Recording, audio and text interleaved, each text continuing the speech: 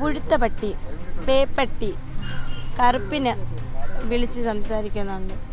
അതുപോലെ നിനക്ക് വായിക്കാനും എഴുതാനും അറിഞ്ഞൂടേടാ, നീ എവിടെ പഠിച്ചത്? നീ ഇത് ഓരോ സ്റ്റുഡൻസിൻ്റെ കയ്യിലും ആ പേപ്പർ മാറി, അതായത് ഇവ എഴുതിയ പേപ്പർ മാറി മാറി കൊടുത്തിട്ടാണ് കിടന്ന് ക്ലാസ്സിൽ മൊത്തം ചിരിക്കാത്ത പിള്ളേർ ഇയാൾ അടിക്കും.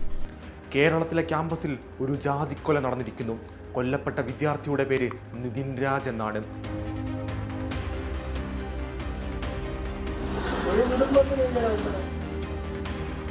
കണ്ണൂർ അഞ്ചരക്കണ്ടി മെഡിക്കൽ കോളേജിലെ 1ാം വർഷ BDS വിദ്യാർത്ഥിയാണ് കേട്ടോ ഇദ്ദേഹം. കൊലയാളികൾ മറ്റാരുമല്ല, സ്വന്തം അധ്യാപകർ തന്നെയാണ്. അധ്യാപകരിൽ നിന്നേറ്റ ക്രൂരമായ ജാതി അധിക്ഷേപവും മാനസിക പീഡനവും ഏറ്റുമരിച്ച നിതിൻ രാജ് വളരെ മിടുക്കനായ ഒരു ദളിത് വിദ്യാർത്ഥിയായിരുന്നു. 10ലെയും +2ലെയും സ്കൂൾ ഫസ്റ്റായിരുന്നു കേട്ടോ നിതിൻ. ആ നിതിനെയാണ് ജാതിവെറി പൂണ്ട അധ്യാപകർ നിറത്തിൻ്റെയും ജാതിയുടെയും പേരിൽ നിരന്തരം അധിക്ഷേപിക്കുകയും തെരുവുപട്ടി എന്ന് വിളിച്ച് അപമാനിക്കുകയും ചെയ്തത്.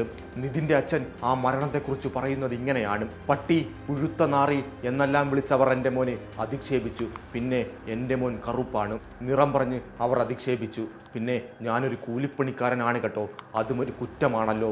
ഞങ്ങൾ SC-ക്കാരാണ്, അതും ഒരു കുറ്റമായിരുന്നു എന്നാണ് നിതിൻ്റെ അച്ഛൻ ആ മരണത്തെക്കുറിച്ച് പറയുന്നത്. കുടുംബത്തിൻ്റെ ഈ ആരോപണങ്ങളെ ശരിവെക്കുന്നതാണ് കേട്ടോ നിതിൻ രാജിൻ്റെ പുറത്തു വരുന്ന ശബ്ദരേഖയിലുമുള്ളത്. ഓക്കെ, ഞാൻ ക്ഷമിച്ചു, ഒരു പരിധിവരെ ക്ഷമിച്ചിരുന്നു, അങ്ങേറ്റം ക്ഷമിച്ച്. ഓരോ കുട്ടികളിലും പേപ്പർ കൊടുത്ത് വായിച്ചിടന്ന് ചെയ്യിക്കുന്നു. അത് ഓരോ സ്പെല്ലിങ്ങും പറഞ്ഞ് എന്നെ വെറുതെ എണീപ്പിച്ചിരുത്തിയിട്ട് അമ്മേനെയും കളിയാക്കി, അമ്മയുടെ സർജറിയെയും കളിയാക്കിയിട്ട് അതിന് ശേഷം പറയണേ എൻ്റെ 3 മാർക്ക് കുറച്ചെന്ന് പാരൻസിന് പോയി ഇത് കൊടുക്കുക, എന്താ സർപ്രൈസായിട്ട് കൊടുത്തേക്കാൻ. നിറത്തിൻ്റെയും ജാതിയുടെയും പേരിൽ തന്നെ അധ്യാപകർ വിഡ്ഢിയെന്നും പട്ടിയെന്നും വിളിച്ച് അധിക്ഷേപിച്ചുവെന്നും മറ്റു വിദ്യാർത്ഥികളുടെ മുന്നിൽ വെച്ച് നിരവധി തവണ അപമാനിച്ചുവെന്നും നിതിൻ ആ ശബ്ദരേഖയിൽ വ്യക്തമാക്കുന്നുണ്ട്. സത്യത്തിൽ ഈ മരണം കേരള സമൂഹത്തിൽ ഇപ്പോഴും ആഴത്തിൽ വേരുപിടിച്ചു കിടക്കുന്ന അശ്ലീലമായ സവർണ ജാതീയതയുടെയും അതിൻ്റെ അറപ്പയ്ക്കുന്ന പ്രകടനാത്മകതയുടെയും ഭാഗം തന്നെയല്ലേ? പക്ഷേ സമൂഹത്തിന് ഇത് സമ്മതിച്ചു തരണമെങ്കിൽ ദളിതരുടെ മൃതദേഹത്തിൻ്റെ സാക്ഷ്യപ്പെടുത്തലുകൾ ഉണ്ടായിരിക്കണം. നിങ്ങളൊന്നു നോക്കൂ, രജനി S. ആനന്ദും കെവിനും വിനായകനും ഉൾപ്പെടെയുള്ള എത്ര പേർ ഇവിടെ ജാതിയുടെ പേരിൽ കൊല്ലപ്പെട്ടിരിക്കുന്നു. എന്നിട്ടും നമുക്കതൊരു പ്രശ്നമായി മാറുന്നതേയില്ല. അവരുടെ മരണവാർത്തകൾ വാതിലിൽ വന്ന് മുട്ടുന്ന 2 ദിവസത്തിനപ്പുറം മലയാളി അത് ബുദ്ധിമുട്ടിക്കുന്നില്ല. വീണ്ടും നാം ജാതിരഹിത കേരളത്തിലേക്ക് നിർലജ്ജം തിരിച്ചു പോകും. അവിടെ നാം വീണ്ടും ജാതിയില്ലെന്ന പ്രഘോഷണങ്ങളും സെമിനാറുകളും നടത്തും. അതോടൊപ്പം മറ്റൊരു കാര്യം കൂടി നിങ്ങളുടെ ശ്രദ്ധയിലേക്ക് ഞാൻ കൊണ്ടുവരട്ടെ.